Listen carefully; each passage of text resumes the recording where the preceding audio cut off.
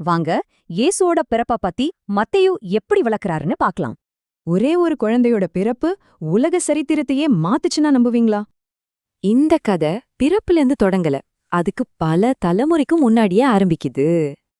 இந்த வம்சாவளி 3 முக்கியமான கட்டங்களா பிரிக்கப்பட்டிருக்கு. இயேசுவ சரித்திரத்தோட இது இணைக்குது.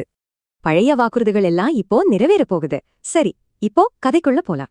மரியாள் பரிசுத்த ஆவியால கர்ப்பமா இருந்தது யோசேப்புக்கு ஒரு பெரிய குழப்பத்தை உருவாக்குச்சு. யோசேப்பு ஒரு நல்ல முடிவெடுக்க நினைச்சாரு. ஆனா அப்போதான் ஒரு தெய்வீக தலையீடு நடந்துச்சு. யோசேப்போட கனவுல வந்த தேவதூதர் பயப்படாதேன்னு சொல்லி மரியாள பத்தி விளக்கினாரு. அந்த குழந்தைக்கு இயேசுன்னு பேரு வைக்கணும்னோ அவரோட நோக்கம் என்னன்னோ தெளிவா சொல்லப்பட்டது. இது திடீர்னு நடந்த ஒண்ணும் இல்ல. இது ரொம்ப காலத்துக்கு முன்னாடியே சொல்லப்பட்ட ஒரு தீர்க்க தரிசனம். பல 100 வருஷத்துக்கு முன்னாடி சொன்ன வார்த்தை இப்ப மரியாள் மூலமா நிஜமாகுது. அதாவது தேவன் நம்ம கூடவே இருக்காருன்னு அர்த்தம். மனிதர்கள் நடுவுல தெய்வம் வந்திருக்கு. தூக்கத்துல இருந்து எந்திரிச்சதும் யோசேப்பு கொஞ்சம் கூட யோசிக்கல. தூதர் சொன்னபடியே செஞ்சாரு. அப்போ இந்த முழு அத்தியாயமோ நமக்கு என்ன சொல்ல வருது? கடவுளோட வாக்குறுதி, மீட்பரோட வருகை, இது எல்லாமே நம்மள மாதிரி சாதாரண மனுஷங்க மூலமா நடந்துச்சு. அன்னைக்கு சொன்ன தேவன் நம்மோடு இருக்கிறாருங்கிற வார்த்தை இன்னைக்கு நமக்கு எவ்வளவு பொருத்தமா இருக்கு.